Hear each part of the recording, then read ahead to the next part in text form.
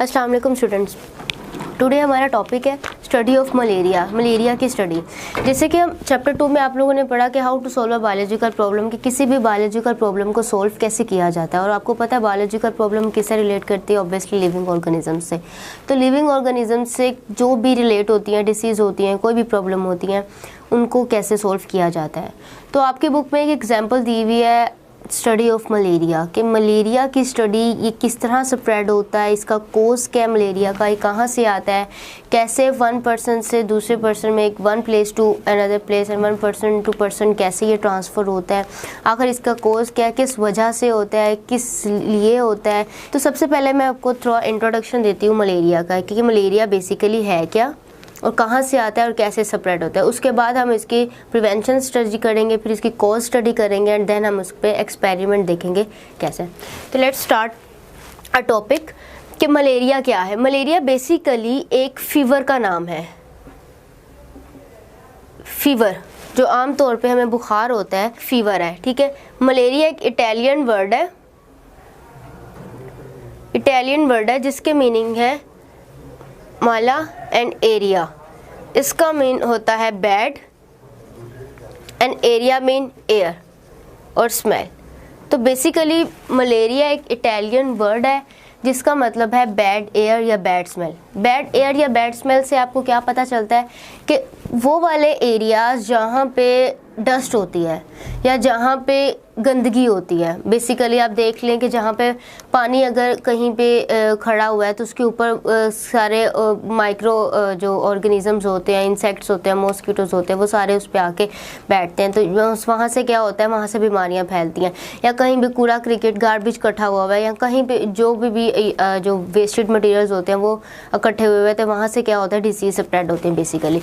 तो जो bad area होता है ना, उसको हम बेसिकली हम क्या कहते हैं, मलेरिया। मलेरिया बेसिकली ये क्या है, फीवर है, ठीक है।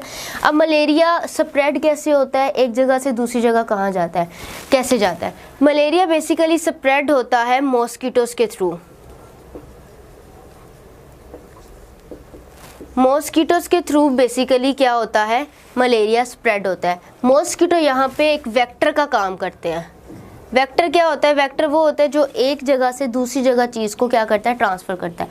तो मलेरिया का जो ट्रांसफ़र है या ट्रांसफ़र है वो क्या है, मॉस्किटो करता है। मॉस्किटो यहाँ पे कैसा वेक्टर के तौर पे काम करता है कि ये एक पर्सन से दूसरे पर्सन में मलेरिया को ट्रांसफ़र करता है। अब वो कैसे करता है वो मैं आपको आगे डिटेल में बताती हूँ, ठीक है।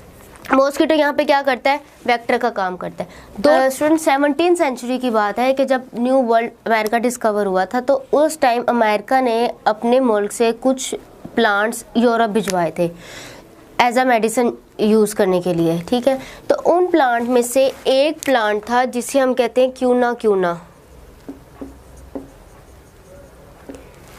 क्यूना एक प्लांट था जिसकी बार्क में एक ऐसा मटेरियल था, एक ऐसा केमिकल था जिसे हम कहते हैं क्यूनीन, ठीक है।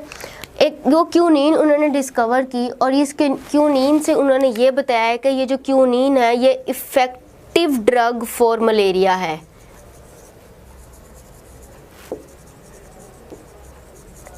इफेक्टिव ड्रग ऑफ मलेरिया है कि जो क्यूना प्लांट की बार्क है उसमें से उन्होंने जो केमिकल लिया वो था क्यूनीन। तो उनका जो क्यूनीन है वो उससे क्या हो सकता है कि वो इफेक्टिव ड्रग ऑफ मलेरिया, हम उससे मलेरिया का ट्रीटमेंट कर सकते हैं। ये जस्ट उनकी अभी जनरल ऑब्जर्वेशन थी।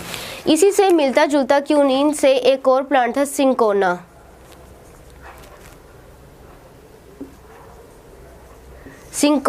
सिंकोना भी क्यूनीन से मिलता जुलता था। उन्होंने सिंकोना पे कोई ऑब्जर्वेशन नहीं की, कोई एक्सपेरिमेंट नहीं किया, विदाउट एनी नोइंग, विदाउट कुछ भी इन्वेस्टिगेशन किए, विदाउट जाने, बगैर जाने उन्होंने ये कह दिया कि क्यूनीन और सिंकोना ये दोनों कौन सी हैं, इफेक्टिव ड्रग ऑफ मलेरिया है, कि मलेरिया की कोज करने की ये क्या है, इफेक्टिव ड्रग है। अच्छा, अब फिर क्या हुआ, 1878 में फ्रेंच साइंटिस्ट लेवेरियन, एक फ्रेंच साइंटिस्ट था लेवेरियन, इसने क्या किया, एक he is an army physician, ये आर्मी फिजिशियन था। इसने क्या किया, इसने कुछ मलेरियल पेशेंट्स को लिया, मलेरिया पेशेंट्स के ब्लड को लिया और उसके ब्लड में एक्सपेरिमेंट किया। तो जब उसने लेवेरियन ने मलेरिया पेशेंट्स के ब्लड में मलेरियल पेशेंट्स के ब्लड का सैंपल लिया तो उसमें उन्होंने देखा कि उसके ब्लड में कुछ टाइनी ऑर्गेनिजम्स हैं। जो भी मलेरियल पेशेंट्स थे जो उस टाइम अफेक्टेड मलेरिया से थे, जो जिनको मलेरिया था, उन पेशेंट का उसने ब्लड के सैंपल लिए, डिफरेंट पेशेंट्स के ब्लड के सैंपल लिए। उस ब्लड के अंदर उसने देखा कि कोई टाइनी ऑर्गेनिजम्स हैं। टाइनी ऑर्गेनिज्म मीन्स कि कोई छोटे छोटे ऑर्गेनिजम्स हैं ब्लड के अंदर, जो सिर्फ और सिर्फ उन पेशेंट्स के ब्लड में देखते हैं, उन पर्सन्स के ब्लड में देखे जाते हैं जो मलेरिया से कॉज्ड है। तो उन टाइनी ऑर्गेनिजम्स को उसने नाम दिया प्लाज्मोडियम का। उन टाइनी ऑर्गेनिजम्स को उसने किसका नाम दिया? प्लाज्मोडियम का। तो इससे उसने ये कहा कि जो मलेरियल पेशेंट्स होते हैं उनके ब्लड में एक टाइनी ऑर्गेनिजम्स होता है जिसे हम कहते हैं प्लाज्मोडियम। तो इस बात से उसने एक ऑब्जर्वेशन बनाई कि जो प्लाज्मोडियम है, Plasmodium is the cause of malaria, कि जो प्लाज्मोडियम है वो इस अपनी ऑब्जर्वेशन से उसने हाइपोथेसिस बनाई कि plasmodium is the cause of malaria, कि मलेरिया का जो बेसिक कॉज है वो प्लाज्मोडियम है। प्लाज्मोडियम बेसिकली क्या है? एक टाइनी ऑर्गेनिज्म है जो कि सिर्फ मलेरियल पेशेंट्स के ब्लड में पाया जाता है। इसके बाद उसने अपनी कुछ ऑब्जर्वेशन की, जिनमें से उसकी 4 ऑब्जर्वेशंस थी। सबसे पहले उसने ऑब्जर्वेशन ये की कि जो खुले क्या उसका नाम है, जो खुले एरियाज़ में, ओपन एरियाज़ में जो लोग सोते हैं उनको मलेरिया जो सा है वो ज़्यादा होने के चांसेस है as compare to those people who slept in indoors, कि जो आउटडोर वाले लोग हैं जो खुले एरियाज़ में सोते हैं उनको मलेरिया होने के चांसेस ज़्यादा होते हैं as compare to those people who slept in indoors. पहली बात ये। दूसरी बात उसने ये कही थी कि जो मार्शी वाटर होता है that is not the cause of malaria, कि जो गंदा पानी होता है वो मलेरिया का कॉज नहीं होता, बल्कि जो थर्ड ऑब्जर्वेशन उसने की उसमें इसने ये बताया कि जो प्लाज्मोडियम है वो बेसिकली क्या होता है, वो कॉज होता है मलेरिया का, कि plasmodium is the main cause of malaria. Fourth observation उसने ये की कि हमें जो लोग नेट में सोते हैं, मतलब कि जो मॉस्किटो नेट यूज़ करते हैं, उन लोगों में क्या होता है, मलेरिया के होने के चांसेस कम होते हैं एज़ कम्पेयर टू दोज जो कि मॉस्किटो नेट यूज़ नहीं करते। एंड लास्ट बात जो उसने ये बताया कि जो लोग स्मोकी के पास होते हैं, मतलब कि धुएं के पास होते हैं, उनमें भी मलेरिया होने के चांसेस कम होते हैं, क्योंकि स्मोक से क्या होता है, वो मॉस्किटोज मर जाते हैं। जहाँ पे भी धुआं होता है मॉस्किटो से क्या हो जाता है, मर जाते हैं। तो उसकी वजह से क्या होगा, लोग जो से हैं वो अवॉइड कर सकते हैं, प्रिवेंट हो सकते हैं मलेरिया से। ठीक है, ये थी उसकी ऑब्जर्वेशन। इस ऑब्जर्वेशन से उसने क्या बनाया था, एक हाइपोथेसिस बनाई थी, जिससे उसने कहा था कि plasmodium is the main cause of malaria, कि मलेरिया का जो मेन कॉज है वो क्या है। ऑब्जर्वेशन की थी, उन ऑब्जर्वेशन से उसने क्या बनाए दिए थे, ये एक हाइपोथेसिस बना दी थी कि plasmodium is the main cause of malaria. ये प्लाज्मोडियम क्या करता है, प्लाज्मोडियम किसी भी इन्फेक्टेड पेशेंट में, कि जो भी फॉर मलेरिया का इन्फेक्टेड पेशेंट है उसके स्किन में जाके उसके ब्लड से क्या करता है, प्लाज्मोडियम मॉस्किटो जो एनोफिलीज है वो क्या करता है, मलेरियल पेशेंट की ब्लड से सक करता है प्लाज्मोडियम, वो अपने अंदर लेके जाता है और उस मॉस्किटो के स्टमक में प्लाज्मोडियम डिवाइड करता है। देन वो मॉस्किटो दोबारा अपने स्लाइवा में लेके आता है प्लाज्मोडियम, और अगर किसी दूसरे हेल्दी पर्सन में जाता है, उसकी स्किन के ऊपर बैठता है और बाइट करता है, तो अपने स्लाइवा से उसके ब्लड में क्या कर देता है, प्लाज्मोडियम ट्रांसफ़र कर देता है।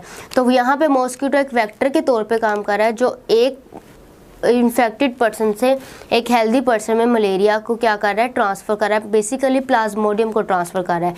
तो प्लाज्मोडियम जो सा है वो क्या है, is the main cause of malaria. Then उसने अपनी डिडक्शन बताई थी, जैसे कि मैंने आपको पिछले लेक्चर में बताया था कि डिडक्शन में हम इफ़ और देन की लॉजिक यूज़ करते हैं। इफ़ और देन, अगर ये होगा तो ये होगा, कि plasmodium is the cause of malaria, कि अगर प्लाज्मोडियम मलेरिया की कॉज है, then all patients must have their plasmodium in their blood. If plasmodium is the cause of malaria, कि अगर प्लाज्मोडियम मलेरिया की कॉज है, then all people who are suffering from malaria should have plasmodium in their blood, कि अगर plasmodium malaria की cause है तो जितने भी लोग मलेरिया से इफेक्टेड हैं उन सब के ब्लड में प्लाज्मोडियम लाजमी होना चाहिए। ये उसने क्या की थी, डिडक्शन दी थी। उसके बाद उसने एक्सपेरिमेंट किया था। एक्सपेरिमेंट में उसने क्या किया था, उसने 100 हेल्दी पीपल लिए थे और 100 क्या लिए थे, इल लिए थे, मतलब इन्फेक्टेड मलेरियल पेशेंट लिए थे। 100 उसने हेल्दी पीपल लिए थे और 100 उसने क्या लिए थे, इन्फेक्टेड। ये जो 100 उसने लिए थे, इनके ब्लड में इसमें तो प्लाज्मोडियम प्रेजेंट था, क्योंकि क्या है, वो मलेरियल पेशेंट थे, तो ऑब्वियस सी बात है कि उनके ब्लड में प्लाज्मोडियम होना ही लाजमी था। बाकी जो 100 थे, इनमें से 7 to 10 ऐसे थे जिनके ब्लड में प्लाज्मोडियम प्रेजेंट था, बट वो इनएक्टिव फॉर्म में था। जो इसने 100 हेल्दी पीपल लिए थे, उनमें से 7 to 8% या 7 to 8 पीपल्स ऐसे थे जिनके ब्लड में प्लाज्मोडियम प्रेजेंट था, but is an inactive form, अपनी इनएक्टिव फॉर्म में प्रेजेंट था। कि अगर जैसे ही उसे कोई एक्टिवेशन मिलनी थी, अभी उसने इंक्यूबेशन पीरियड में था कि अभी उसने एक्टिव होना था, देन डिसीज़ कोज करनी थी, लेकिन अभी यहाँ पे डिसीज़ कोज नहीं की। तो उसके एक्सपेरिमेंट से भी ये बात साबित हो गई कि plasmodium is the main cause of malaria, कि मलेरिया का जो मेन कॉज है वो है प्लाज्मोडियम। और प्लाज्मोडियम कैसे ट्रांसफ़र होता है, मॉस्किटोज़ के थ्रू ट्रांसफर होता है। एनोफिलीज, ह्यूमन के अंदर जो प्लाज्मोडियम को मलेरिया कॉज करता है, उसे हम कहते हैं एनोफिलीज। एनोफिलीज मॉस्किटो है, फीमेल मॉस्किटो है, जो कि क्या करती है, मलेरिया को, प्लाज्मोडियम को ट्रांसफ़र करती है from one person to another. कैसे करती है, किसी भी इन्फेक्टेड पर्सन को, जो भी मलेरियल पेशेंट होता है, उसकी स्किन को बाइट करती है, उसके ब्लड के अंदर से क्या लेती है, प्लाज्मोडियम लेती है, अपने स्टमक में लेके जाती है। मॉस्किटो वहाँ पे स्टमक में डिवाइड करते हैं प्लाज्मोडियम, देन दोबारा स्लाइवरी ग्लैंड्स में लेके आती है, अपने स्लाइवा में लेके आती है, और जब भी किसी भी हेल्दी पर्सन में जाती है, उसकी स्किन पे बाइट करती है, और वो प्लाज्मोडियम अपने स्लाइवरी ग्लैंड से अपने दूसरे पर्सन के ब्लड में ट्रांसफ़र कर देती है। इसी तरह एक पर्सन से दूसरे पर्सन में क्या होता है, प्लाज्मोडियम ट्रांसफ़र हो जाता है। तो this all about of the लोरोविन कि लेवेरियन ने किस तरह उसकी हाइपोथेसिस बनाई, डिडक्शन के ऑब्जर्वेशंस की डिडक्शन बनाई, एक्सपेरिमेंट किया। नेक्स्ट और भी इसके बाद पे एक्सपेरिमेंट हुए थे, वो मैं आपको नेक्स्ट लेक्चर में इसको बता दूंगी कि कैसे और भी डिफरेंट साइंटिस्ट आए, उन्होंने डिफरेंट एक्सपेरिमेंट्स की, अपनी ऑब्जर्वेशन दी और इस बात को साबित किया कि plasmodium is the main cause of malaria.